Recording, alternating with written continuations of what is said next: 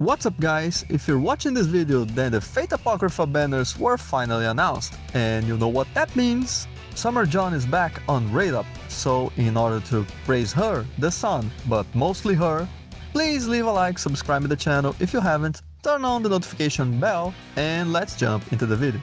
First things first, let me be 100% clear.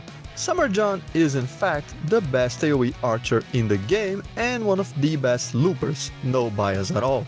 Her good points, her humongous thickness. I'm talking about her HP stat. Where were you looking at? HP in fact that is the highest of her class and one of the highest in the game. So even boss fights will prove to be not dangerous at all for her.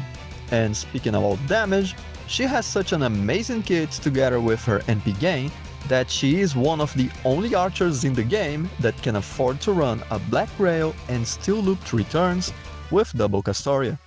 And even without both Castoria's attack buff, so even if you miss some NP gauge each turn, Castoria can fill up to 30% in both turns, as well as amplifying the damage every turn. And speaking of her kit, we're talking about prime material. 3 turns of arts performance up together with invincibility from 2 hits, 3 turns of NP damage together with 40% of NP gauge up, and 3 turns of attack up for all allies, meaning she has all 3 damage mods covered in her buffs, and with double Castoria plus Black Rail, everything is balanced out in the ceiling. And if you found this familiar, it's because I already did a similar video in the past.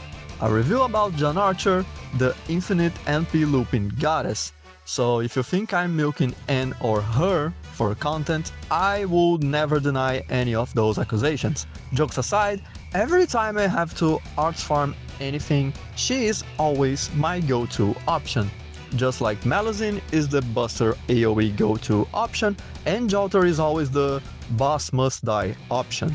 If I had to say when you should spend your quartz for the next 6 months, I would say now for Jeanne Archer, Malazine in December, Koyanskaya of Darkness in January, and also Koyanskaya of Light in January. But for the DPS servants, if you can afford NP2, then go for it. If you can afford NP5, hell, go for it. And that's it for today's video. If you found this helpful, please leave a like, subscribe to the channel, turn on the notification bell, good luck with your rolls, and catch you later.